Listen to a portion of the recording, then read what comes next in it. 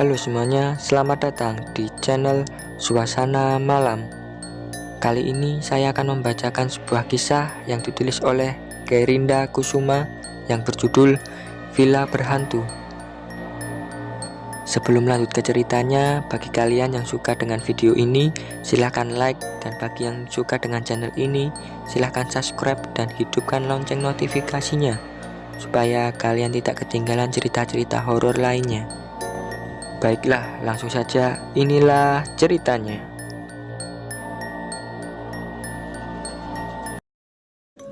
Tahun 2017, waktu saya jadi mahasiswa baru atau maba, di prodi saya mengadakan acara malam pengakraban atau makrab.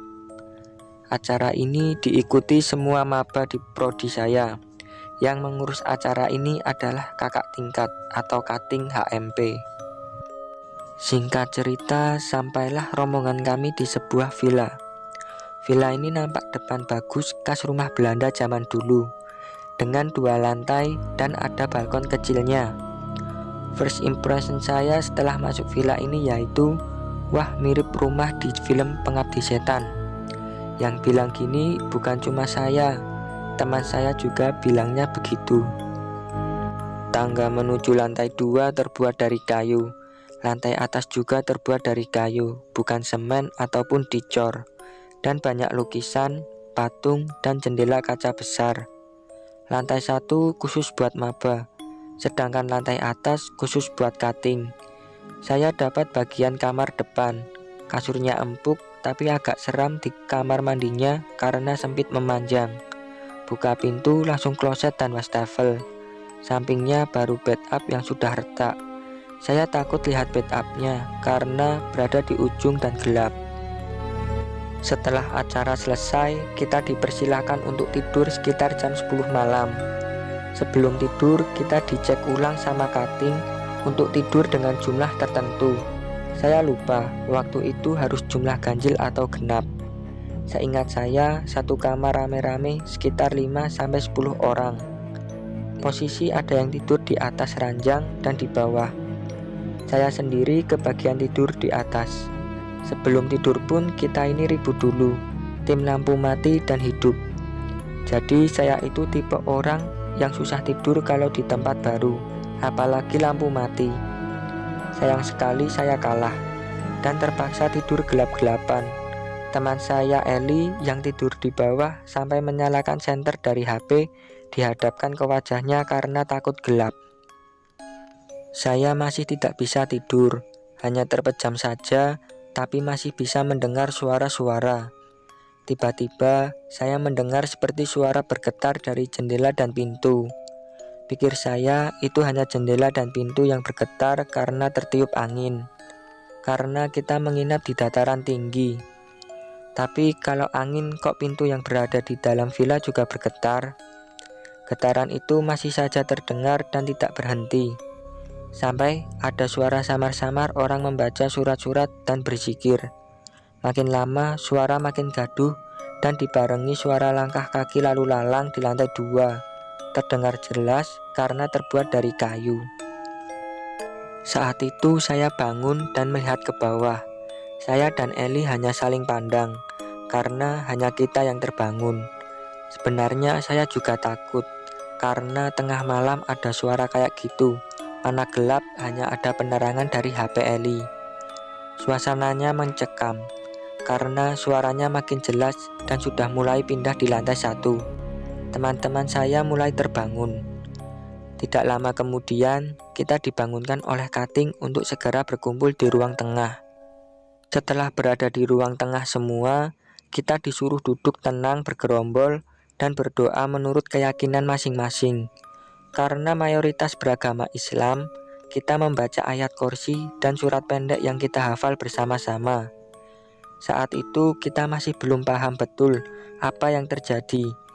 Kita hanya menurut saja, tidak boleh melamun dan pikiran kosong.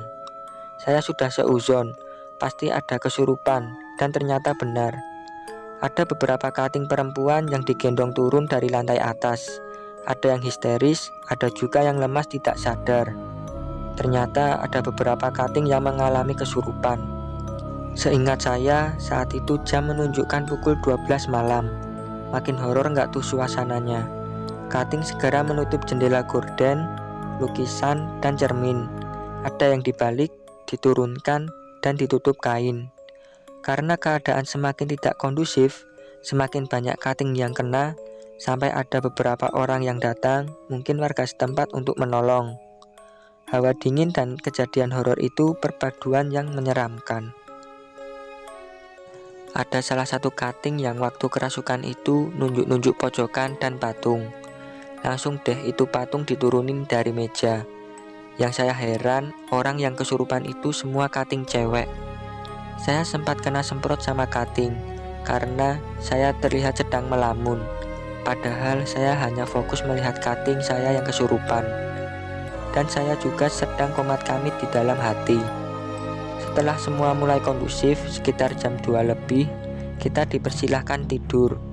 Masih dengan ketentuan yang sama. Setiap kamar harus diisi anak dengan jumlah tertentu. Semua kating tidur di lantai 1 dan lantai 2 kosong. Jadi di setiap kamar ketambahan kating cewek.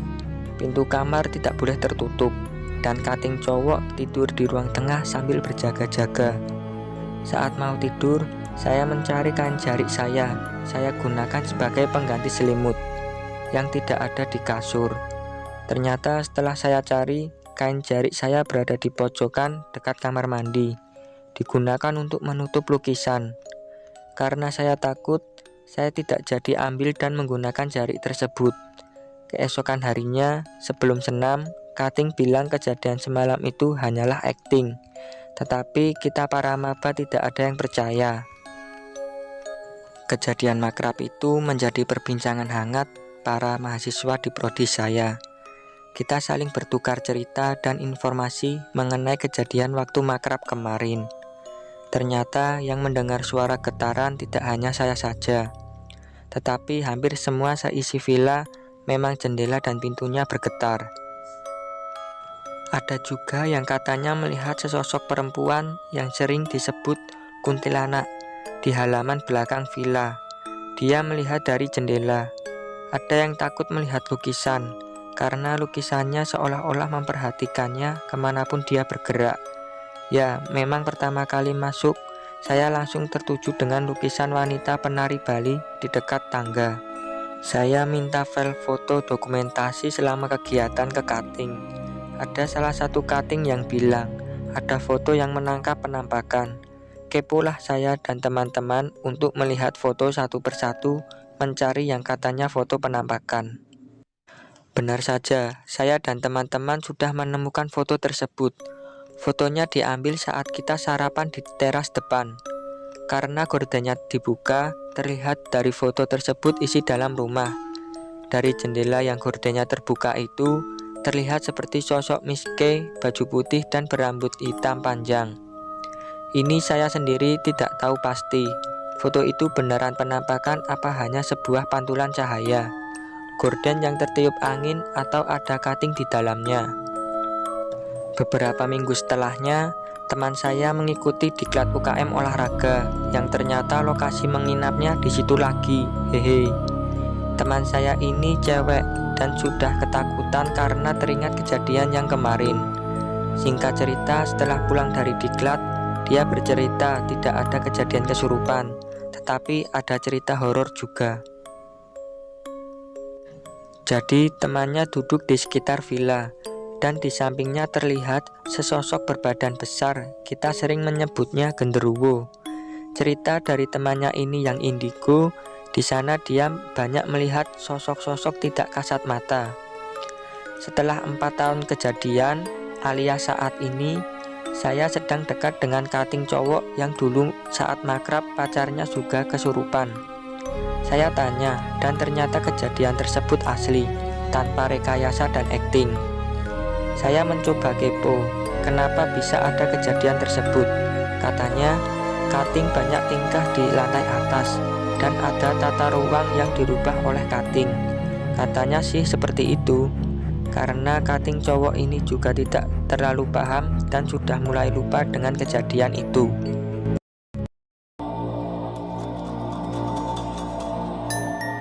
Dan itulah kisah pada hari ini. Bagaimana menurut kalian? Silahkan komen di bawah. Jangan lupa untuk subscribe channel ini dan share cerita ini ke teman kalian. Terima kasih untuk kalian yang sudah mampir ke channel ini, dan semoga kalian suka dengan cerita yang baru saja saya sampaikan. Dan sampai jumpa di cerita horor selanjutnya.